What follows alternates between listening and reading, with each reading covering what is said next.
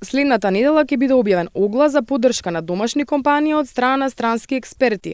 Огласот ќе трае 45 дена, а сите компании ќе може да аплицираат и да добијат бесплатни совети од страна на странски експерти.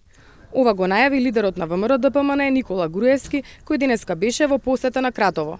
Веќе следната недела владата планира објавување на конкурс за компании во Македонија кои што ќе се пријават да добијат речиси бесплатно странски експерт, кој што ќе престојува недели или месеци во нивната компанија и врз основа на своите долгогодишни искуства во истата област, областа во која што одредена фабрика, компанија работи, да им ги пренесе најдобрите практики, најдобрите искуства што ги стекнал во многу развиени држави.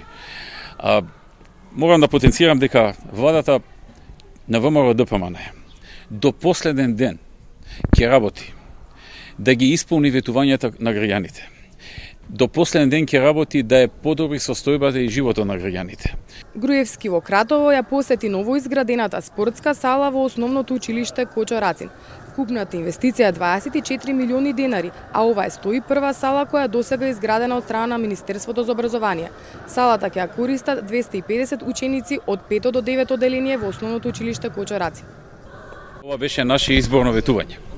Дека ние во нашата програма ветивме дека ќе се изгради оваа спортска сала и таа се изгради. Минатата година започна градбата, оваа година заврши и веќе 15 на 20 дена таа е веќе во употреба на задоволство на учениците, на над 250 ученици од основното училиште, но исто така и на задоволство на сите граѓани кои што во слободно време ќе имаат потреба да ја користат.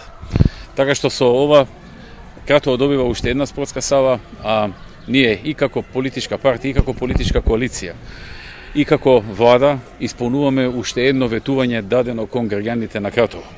Покрај ова и спортскиот центар Борис Трајковски ќе се збогати со затворена тениска арена, со гимнастичка сала и сала за боречки спортови. Минатата година меѓу бројните проекти што беа најавени, а се поврзани со развој на спортот во Република Македонија, беше и затворената тениска арена со гимнастичка сала и сала за боречки спортови која ќе биде во склоп на спортскиот центар Борис Трајковски. Се очекува арената за тенис, гимнастика и боречки спортови да биде готова во втората половина на 2018 година.